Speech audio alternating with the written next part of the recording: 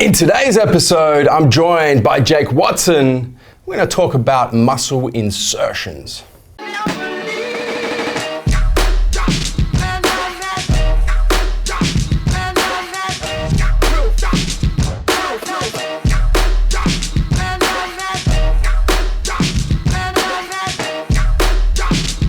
All right, Jake, another one of our conversations that we've been having that we thought we have to point a camera at this and put it on an episode of MJ Every Day is about muscle insertions, muscle insertion points, what they are, how you can change them, can you change them, first and foremost, what the benefits of having short insertions are, what the pros and cons of them, what the pros and cons of having long insertions and long muscle bellies, how you can kind of, work to what you've got as well. If you've got short insertions, short muscle bellies, what is the benefit of that? How can you work towards that, and vice versa? Beautiful. So first things first, man, what are, as a masseuse, you pay particular attention to this sort of stuff. What are muscle insertion points? All right, so I love this shit because I'm just like a mad fanboy for anatomy.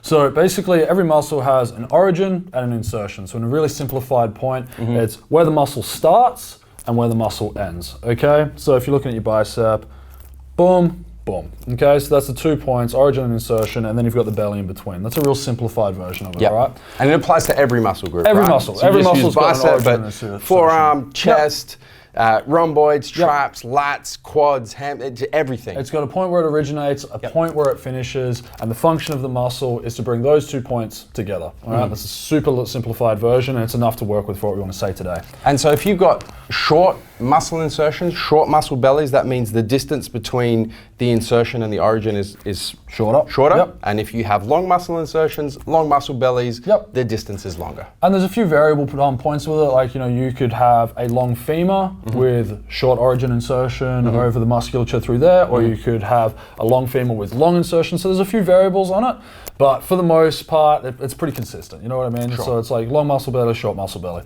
And can you change them? Can you, if you have, a short bicep muscle belly and your insertion point is halfway up your arm, most people, you're going to originate from the deltoid anyway.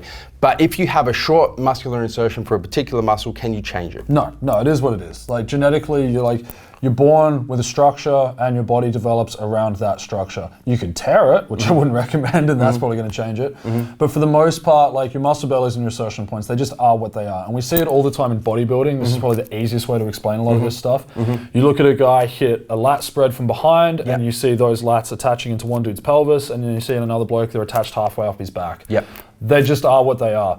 There's pros and cons to both, man. Like, you can look at an insertion point and it's naturally going to give a thicker look to it. Like if you take a 20-inch bicep and spread it over this distance versus this distance, aesthetically and visually speaking, even though you're looking at the same mass, arguably, like the aesthetic quality of that's going to play a huge role in like how that's going to look. It's going to look different. Yeah, right? It's going to look massively different. And I guess, somebody who has longer insertions, there's more capacity to build muscle there, but it's going to take a lot longer to do it, right? Because you're filling a much bigger gap. It's as simple as something like there's like a 3-4 inch height difference between the two of us. A set of 20-inch arms are going to look monstrous on me compared to on you. And it's just when you look at things like that, it's the same as like, it's the running joke about like you look at a lot of like Chinese weightlifters, like prime example, you look at their squats, levers, perfect. Femur, all that kind of shit, like everything and this correlates into what we've talked about before, talking about lever lengths and lifts. And there's a huge correlation between the two because obviously your lever length and your muscle belly, the two are correlated because it's the bone that controls the muscle and vice versa type thing. So what we were kind of getting at with here is that you see a lot of people talk about, like this originated for us, talking about like upper chest development. And basically like what exercises can you do for upper chest and how there is 2 schools of thought where you can do isolated exercises for it, or your chest structure just is what it is. Some people have better chest structures and attachment points here versus here versus here versus here, which then leads us to the argument of effectively training to your genetics, to what the world gave you, what I mean? Just before we go there, I just want to back up because a couple of things that I hear all the time in bodybuilding and aesthetic-based goals is, one thing is, how do I develop my inner chest? How do I develop, get that nice slit down the middle? And another one is, how do I get my lats to drop further down. Yeah. Right? Those are two things generally that I hear a lot from, from aesthetic-based athletes, and you're saying it's impossible. Right? Well, where your chest inserts is where it inserts. Well, if your lat where your lats attaches. If your lat attaches somewhere around your 12th rib, it's not creeping down your back. Like and there's no way to change that. The insertion point's not going to change. Yeah. Like short of like that thing disconnecting, crawling its ass down your spine and reattaching, it's not going to happen. Now, as far as like an illusion of that changing, if you build more mass through it, arguably it's going to change. But like when we look at the structure of muscle, people got to remember, man, that they're just a series of fibers. Like, that's all they are. They're just fibers. They just work over one another. So when you look at how that's going to grow, literally all you're going to do is you're going to increase those fibers. So you can put more fibers, like, because it's like the argument between myofibrillar and sarcoplasmic hypertrophy, which we're just not going to get into today because it's just too much. That's another episode. It's a whole other episode to speak about. But a lot of people as well, I think, when they look at backs especially, this is actually one that I get asked a fair bit because coming from strongman, my back's one of my more dominant muscle groups, is that a lot of people actually look at like lower lat attachments and I think they fail to realize that it's not necessarily lower lats that they're looking at a lot of the time. A lot of the time it's actually erector and lower back muscle, which is where you can get people who don't actually have great lat attachments, but they've got super thick lower backs. And then the way those two will correlate into each other will create the illusion of an overall quite large lower back mass and that hanging effect of the lat. Conversely, like when people talk about chest, it's exactly what we were talking about today. It's like just depending on where they attach into like that sternum area and upper clavicle area, it's going to have a huge role in how they're going to play out. Like if they attach quite high up into your collarbone, it's going to create a much, much larger chest impression versus if your attachments are a little bit lower down, it might look thicker, but it's never going to have that breadth to it that a lot of people come across. Like, Absolutely. I'm literally sitting here looking at photos of Schwarzenegger that you've got up on the wall here. Yeah. And you can, and like, it's a prime example of it, man. Like, that dude's like, just everything came together perfectly, where the way the fibers attached and where the way the structure of everything was created that. Yeah. He went and trained it, like obviously he knew what he had and he trained it very, very well and very, very intelligently, but not everyone's going to be capable of that. Like you can't just look at Arnold's chest, do Arnold's chest workout and build Arnold's chest. That's not how that works. Yeah. Conversely, if you've got a femur that's this goddamn long, you're not going to have a quad with huge sweeping teardrops and everything's just like looking massive unless you're going to build an insane amount of muscle mass onto that thing. But where it does kind of come into a good thing is that a muscle can only contract along its own length, okay? Which means if you've got a short little muscle like this is how much force it can put out. It's what we've gone into lever lengths before. So sometimes the benefits of having a longer muscle is that you can get that thing to like just put out just shitloads of force. If you keep it healthy, and this is why we talk so much about like, prehab tools of massage and training and stuff like that, letting muscles work to their full effect. But conversely, when you're looking at a very short muscle belly, the amount of force it can arguably put out, like there is some science behind this, which we're not going to delve into, it can be affected by it. And when you're looking at movements like your squat from a bodybuilding perspective, you might have really nice short muscle bellies and short levers that let you stack in and let you squat a shitload of weight, but it's an efficient movement. So then when you're looking at your quad development, you might not be stimulating them all that much, which is where we're looking at swapping exercises as an in and out. Absolutely. So this is where, as a strength athlete, using those levers to just move weight, awesome. It doesn't matter if you've got the weakest legs on earth. If you have the best attachments for stuff, play to your strengths with it. But if you're a bodybuilder, that's probably not the way you want to look at that. You want to be looking at like the less efficient movements. They're going to put more strain on it, more stimulus through that muscle group. Correct. Just because you can move something easily, playing to those beneficial levers and muscle bellies doesn't necessarily mean you should from aesthetics perspective. And if you know you've got them from the strength perspective, like play to it. Like, there's this stupid shit that goes around where people hate on sumo deadlifting because people are like, oh, they have the perfect muscle bellies and attachments to it. And it's like, dude, if you want to move weight, play to it. Like definitely play to your leverages. Like play to your strengths. Yeah, knowing that you can't change your levers, you can't change your insertions, play to them. Yeah. If you've got, and from an aesthetics perspective, if you've got short muscle insertions, you're going to be able to get a really thick as looking fuck. physique. Yeah. So play to that. If you've got longer muscle insertions, be aware that it's going to take you've got potential to build a lot more muscle in there, but it's going to take you a lot longer to do it, right? I think speaking of this from like an aesthetics perspective as well, and obviously like I don't do bodybuilding, but like, aesthetics are aesthetics. Like you can look at something and appreciate how it's going to look.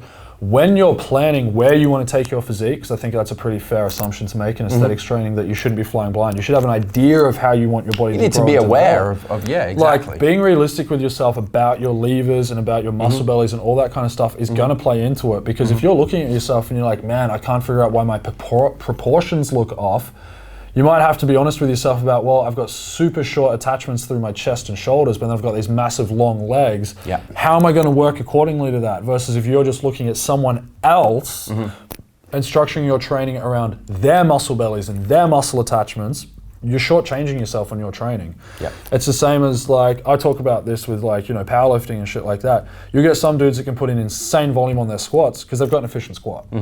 Versus you get a really tall, lanky dude whose squat technique is just really, really difficult to nail down, and it's a huge travel distance for him. You can't throw the same volume program at that. That's just incredibly short-sighted. Like, there are good overarching principles in training, but at some point, a degree of personalized periodization has to come into it. And especially with bodybuilding, I think you see it with the younger crowd a lot, where guys are like, man, I'm doing Ronnie Coleman's workout. I'm like, man, you're not a fucking 300-pound black guy. Like, you got to be honest with yourself about those things. And you've also got to be honest with your limitations, because if you're not honest about your limitations, you're never going to know how to work past them, because you can't just like be optimistic about your biceps getting longer. It's not going to happen. Get them thick, train other things accordingly to make them look longer. Like you can obviously do that, like create the illusion. Absolutely. Yeah, that's it, man. It's like, man, I've got a thick waist. It's like, thicken your lats up a little bit, work your shoulders a little bit harder. Like conversely, if like, you want to go for that thicker look, figure out where those good muscle bellies are to train. Figure out how you're going to make that thick. Stop trying to thicken up your enormously long femur and play to it where you might be a little bit better off. You might have shorter hamstring attachments, you can thicken them up, give the illusion of that overall leg thickness. So think like what we're talking about when it comes to like playing to your genetics. It's like play to your genetics to like plan your training and plan your future intelligently, and also make sure that you're giving yourself the best head start by being honest with yourself about what you are dealing with from a basal level. Being aware. Yeah, awareness like, self-awareness is a massive thing as an athlete. Hugely. And it's that whole thing. It's like, hard work will beat talent, but like when talent works hard. So it's like, if you're going to look at yourself and you go, dude, I've just realized I've got amazing like genetics to have a big chest and to grow this out and to do all this shit. If you're not honest with yourself about that, you're never going to know. So maybe next time you're in the gym and like you're looking at a few things, take a look at your actual body structure. Stop looking at the dude on the Olympia stage and look at yourself and look at how you can structure yourself to give the illusion of where you want to be. That's why, I mean, it's a perfect example. You use chest. I can use myself as an example. Is my chest has very long insertions. My chest inserts right up near my clavicle and goes right down to my ribs down here. So people give me shit about, not being able to grow a chest. And I'm just like, just wait. Just give me a little bit more time and I'll fill it in. When it fills out, it's going to look phenomenal, man. Exactly. Conversely, I got a mate who's got the shortest tricep attachments on earth. If you're watching this, you know who you are too. He's going to know who I'm talking about straight away. But his triceps look phenomenal. But when you actually get up close to them, they're not that big. It just so happens that they're only that long. There's not much space to fill. But he knows that, you know what I mean? But conversely, he barely trains them. So if he was looking at some other bodybuilder's program, which is really tricep dominant, he might start shifting his proportions out too much, because it's very easy for these to look quite good on him. Conversely, because of the attachments of those, but he doesn't have the best rear delta attachments. I really hope you're watching this, man. But he knows that throws out his symmetry. So it's like, you got to train appropriately for that. Versus if he wasn't objective with himself about how those muscle bellies are designed, he'd throw his proportions out really, really quick.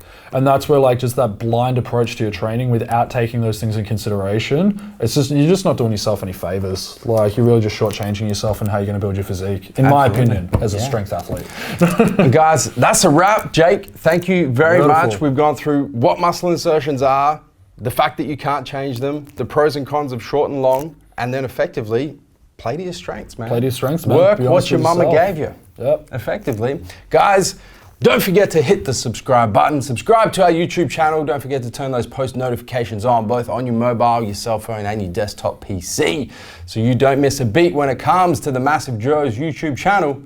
Until tomorrow, coming to you from MassiveJoes.com. I don't know how to get massive, man.